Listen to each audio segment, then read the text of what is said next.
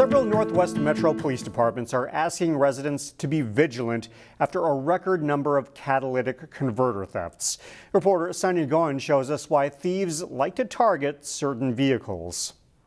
If you park your vehicle outside, police say you might as well be holding out a welcome mat for people to steal your catalytic converter. Maple Grove police say in the past few months, they've seen an increase in these types of crimes. The criminals are pretty brazen in committing these types of crimes, and they're traveling all over the metro area. Criminals like to steal catalytic converters for the precious metals inside the canister, and then they sell them on the black market to scrap metal dealers. Some of the higher risk vehicles are either the really fuel efficient ones or the larger vehicles, because the fuel efficient ones that has more of the pure metal in it. Some of the top sought after vehicles by thieves include the Ford F-250, Toyota Prius, Toyota Tundra, Honda Accord, and the Honda CR-V. And anyone can become a victim. Recently, catalytic converters were stolen from 4 of our Ccx News vehicles.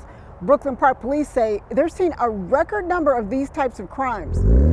It's becoming an epidemic. It's a problem. It's been increasing. We've seen a big increase last year, and then again this year we've had 100 events where catalytic converters were stolen. Officials have several tips on preventing your catalytic converter from being stolen. Don't park your car on the street, but if you have to, make sure the area is well lit. You can also have an auto shop engrave the vehicle identification number on your vehicle's converter. Sonia Goins, CCX News.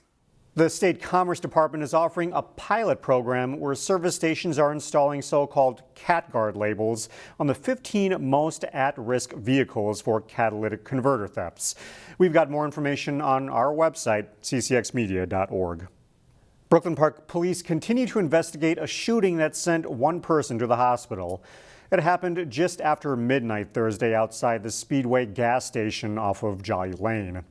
Police initially responded to reports of multiple shots fired. The person who was shot also called 911. Police located the male victim a few blocks away from the shooting scene. Police tell CCX News that the victim was shot in the hip and his injuries do not appear to be life-threatening. As of midday Friday, no arrests had been made. It is the sentence and judgment of this court that you shall be committed to the custody of the Commissioner of Corrections for a period of 24 months. The former Brooklyn Center police officer wasn't the only one drawing attention when she received a 2-year sentence in February. So too was the Hennepin County District Court judge. Judge Regina Chu called the Kim Potter trial the saddest case in her 20 years on the bench. Now she plans to retire. Chu actually submitted her resignation on February 15th, 3 days before she imposed Potter's prison sentence. But it wasn't announced publicly until this week when Governor Tim Walz put out a call for applicants to fill the job. Chu, who is 68, became the first Asian American woman district judge in Minnesota when she was appointed by then-Governor Jesse Ventura in 2002. Her last day on the bench will be May 6th. Golden Valley is rolling out a new way to keep people informed about construction projects. Lawn signs with QR codes will be placed at some construction sites around the city.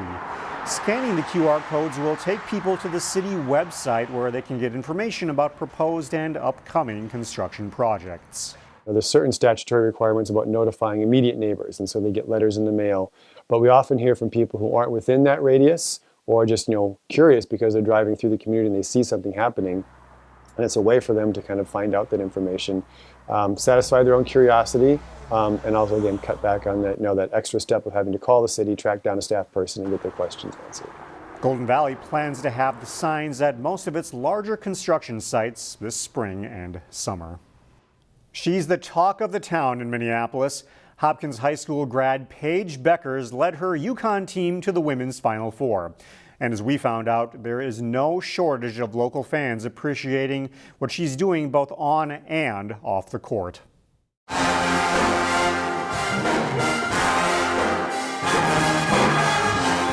Final Four fever has taken over the Twin Cities. And Friday morning at the convention center. You want to do a photo?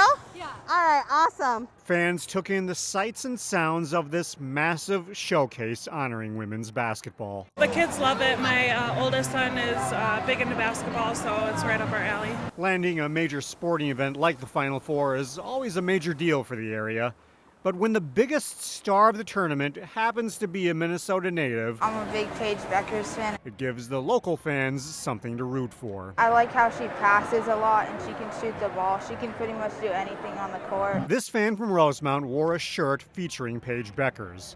She called it the Hopkins High School graduate an inspiration. She brought a lot of light to women's sports. She made it a big thing. Bueckers, who is now a sophomore at UConn, has become a basketball brand. Experts say she could make more than $1 million in endorsement deals during this new era where college athletes can cash in on their name, image, and likeness. Yet, she remains humble. You don't want to be the person who's getting all the accolades and all the attention in the media and for the team. But I think with our team, we're really selfless. We really don't care who gets all the attention in the media. We just want to win, and we want to win for each other, and we're super close. Come Sunday night, one of the 4 teams will hold up this championship trophy.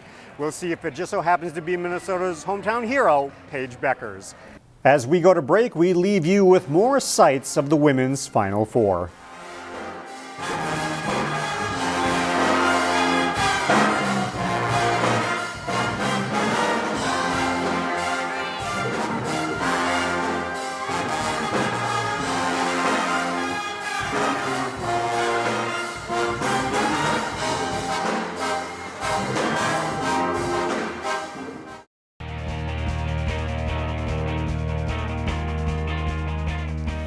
The winter high school season is now in the books. Spring sports teams are hard at work getting set for their seasons. Here's Jason Malillo with a preview of the Maple Grove softball team. Some like it. Once you get out here, you're kind of just like, let's go, let's get this thing started. Others, not so much. I would much rather be out there, but our field is half covered in snow still. But practicing inside is an annual spring custom for high school softball teams as their fields continue to dry out. Perennial power Maple Grove will have a strong core to build around, starting with shortstop Elizabeth Berry. Berry drives this one. A 4-year starter, Berry has taken a wild ride with Crimson softball. Winning state freshman year was amazing. It was a great team, great group of girls. And then for the season to be canceled sophomore year, it was kind of put a damper on everything because it was like, well, what do we do now? What the Crimson did was steadily improve and ultimately fall just short of the 2021 state tournament. We lost 1-0 in 10 innings in the winner's bracket final, and then we lost 4-3 in 8 innings in the section final. MG is always a well-rounded team and should once again have a versatile offense. We have slappers, bunters, power hitters, and everyone in our lineup can hit for base hits. That's something that's really important, is to keep the lineup moving. The Crimson will have to replace pitcher Bella Daniels. Several girls are vying to take over the circle. We've got a couple stud pitchers who can all take on the role, and they all complement each other well. We've got up and down pitchers, east-west pitches, they will all work together really well. Maple Grove has escaped from the dome this week for a few practices under the sun. We're going to Cocoa Beach for a week, so it'll feel a whole lot different down there.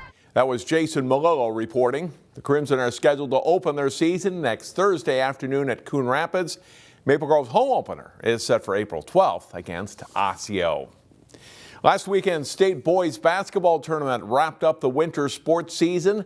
32 teams in 4 classes qualified for state, but it wasn't always that way. Williams Arena has hosted state tournament boys basketball games for decades. Through 1970, though, there was just one class for high school basketball in Minnesota. Only 8 teams qualified for state. Last week, around 75 men who played in the old one-class tourney in the 1960s through 1970 were recognized on the floor at Williams Arena. The 1970 tournament featured Robbinsdale High School, and 4 players from that group, Mike Schaaf, Rob Shish, Pat O'Malley, and Brent Fossum, were on hand to reminisce on a special time in their lives. Huge thrill for us. I've never done anything that's topped that in sports, for sure. And we are pretty excited to be Lake Conference champions, District 18, Region 5. just to get here was a battle. We worked hard, we got along with each other, and just to have that experience that so many players in the state and around the country really didn't have that chance. We just were happy to be here. The Robins finished third in that state tournament, won by tiny Sherburne in southwestern Minnesota. Robbinsdale qualified again the next year, the first year of the two-class tournament. Being back at Williams Arena and remembering the fans and community support the Robins had brings back great memories. When that crowd, when you made a basket or went ahead, the noise in here just echoed off the rafters, and that was a cool feeling. The whole community, Robbinsdale, even though it's a suburb, it still had that small town feel. You know, we had the fire truck rides down Main Street. We even got invited into the principal's office for good reasons before we left. For these guys, the chance to get together again and mix with players from other schools cements longtime bonds. See these guys from other teams and stuff, you know, you didn't really get to know them during the tournament per se. You know, now to see them socially and after all these years to reminisce a little bit, it is a lot of fun. And that's all for sports. I'm John Jacobson. More news after this. Find more prep sports games and highlights at ccxmedia.org and follow us on social media.